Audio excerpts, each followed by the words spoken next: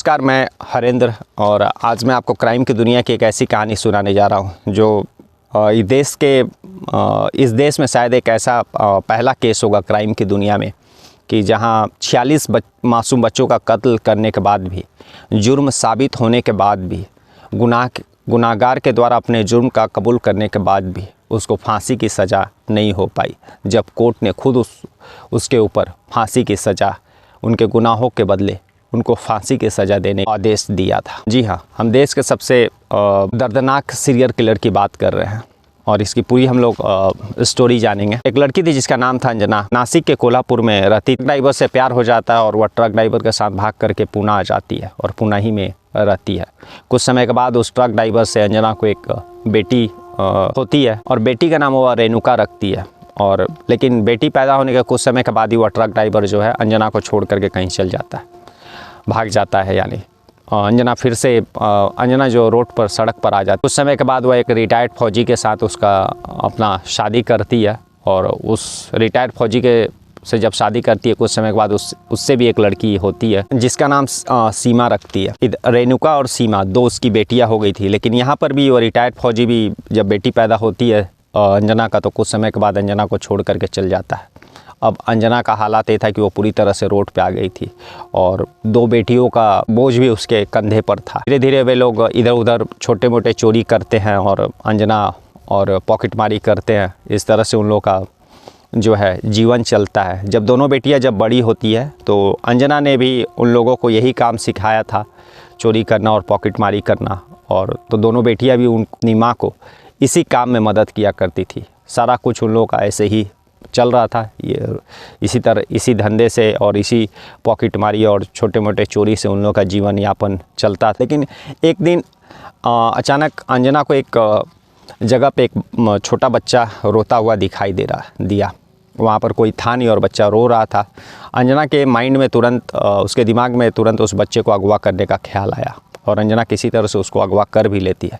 जैसे ही वो अगवा करके आगे बढ़ती है कुछ दूर, तो बच्चा काफ़ी रो रहा था। तो कुछ लोगों को अंजना के ऊपर शक होता है कि यह उसकी माँ नहीं है, बच्चा चोरी करके ले जा रही है।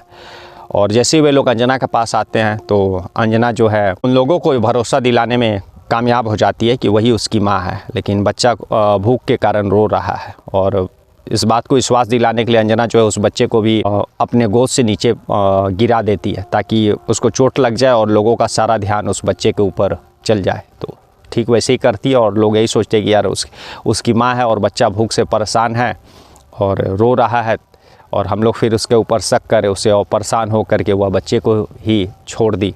तो उसके बाद सारे लोगों का ध्यान बच्चे के ऊपर, जो गिरने के बाद और ज़ोर से रोने लगा था, और फिर वे लोग चल जाते हैं। इस तरह से अंजना जो है वहाँ से किसी तरह से बच जाती है। जब वो घर आती है तो बच्चे का रोना कम नहीं होता, बच्चा लगातार रो रहा था। अब अंजना के दिमाग में यह बात सोचता है कि अगर बच्चा ऐसे ही रोता रहा, अगर वह चुप नहीं हुआ, तो अगल बगल के लोगों को शक हो जाएगा और वह पुलिस के गिरफ्त में आ सकता। अब अंजना ने अपनी बेटियों के साथ उस छोटी सी मासूम सी बच्चे का गला दबा के हत्या कर देती है और घर के ही बगल में कहीं गाड़ देती है उसको।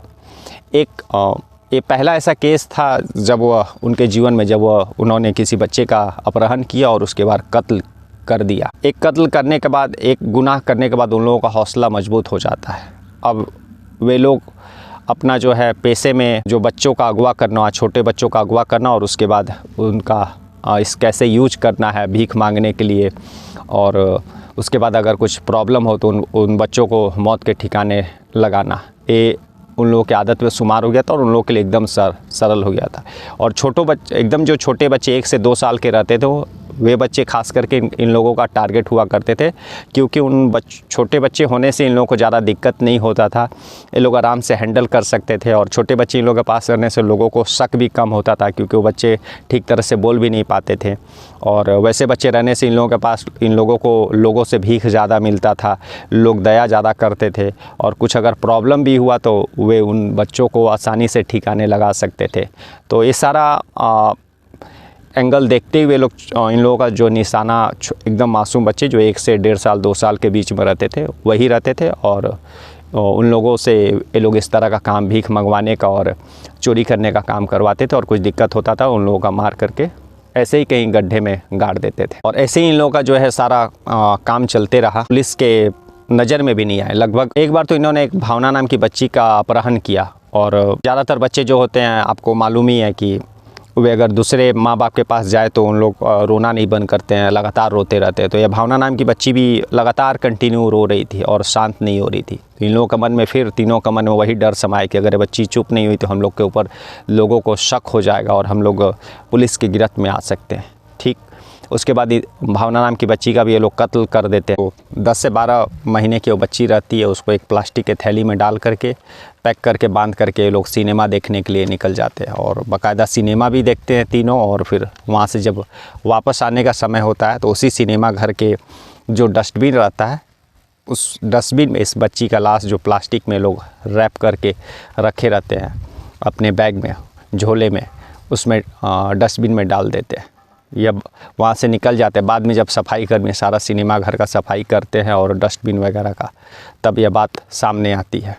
तो इस तरह से ये लोग 1990 से 1996 के बीच में लगभग 45-46 मासूम बच्चों का अगवा करते हैं और उसके बाद कत्ल करते हैं। और कुछ कुल अगर मामलों की बात करें तो इनके ऊपर 100 से ज़्यादा केसें दर्ज है, चाहे वो चोरी का हो गया और बच्चों का अगवा करने का हो गया, और उसके बाद फिर उन मासूम बच्चों का हत्या करने का है। तो सारा मामला अगर मिला करके देखें तो 125 मामले ऐसे थे जो मामले इनके ऊपर दर्ज थे, चाहे वो चोरी का, अगवा करने का और पॉकेटमारी का और हत्या का, जो है सारा मामला 125 इनके ऊपर दर्ज था। लेकिन मासूम बच्चों का अपहरण करके कत्ल करने का जो है वह कुल 46 मामले। 1990 से 1996 के बीच में ये लोग कुल 46 मासूम बच्चों का अपहरण करके कत्ल करते हैं। और 1996 के लास्ट में ही एक दंपत्ति का ये लोग बच्चा अगवा करते हैं, और उसके बाद फिर अगवा होने के बाद उस बच्चे का यूज करते और फिर उसका कत्ल कर देते हैं। वे दोनों दंपत्ति जिनका बच्चा अगवा हुआ था, वे लोग पुलिस के पास से रिपोर्ट लिखाते हैं, और पुलिस इस मामला में जब इन्वेस्टिगेशन करती है तब पहली बार अपहरण और उसके बाद हत्या करने का मामला में इन तीनों, अंजनाबाई, सीमा और रेणुका, इन तीनों को पुलिस गिरफ्तार करती है। और जब कड़ाई से पूछताछ करती है तब परत दर परत ये लोग अपना जुर्म कबूल भी करते हैं और कड़ियाँ जुड़ती भी चले जाती है। और उसके बाद फिर 1990 से लेकर के 1996 तक जितने भी ये लोग बच्चों का अपहरण किए रहते हैं और कत्ल किए रहते हैं, सारे लोग राज उगलते हैं। और शुरुआत में तो पुलिस को सबूत बहुत कम मिले थे, लेकिन धीरे धीरे जब पुलिस इस इन्वेस्टिगेशन में आगे बढ़ती गई तो सबूत भी जुड़ते चले गए और कड़ियाँ भी जुड़ते चले गई, और सारी कत्ल के, इस मासूम कत्ल के वारदातों का यह बात जो है दुनिया के सामने आया। और जब इस तरह की बातें जब मीडिया में आई, नेशनल मीडिया में, तो उस समय हाहाकार मच गया था। और उसके बाद राज्य सरकार ने भी इस केस को सीआईडी के लिए इन्वेस्टिगेशन करने के लिए दिया, और सीआईडी ने भी इस केस का इन्वेस्टिगेशन किया। और आज़ाद भारत में अभी तक में शायद यह पहला केस होगा कि जब इतने मासूमों का अपहरण करके कत्ल करने का जो है इन 3 औरतों के द्वारा इस तरह की वारदातों का अंजाम दिया गया था।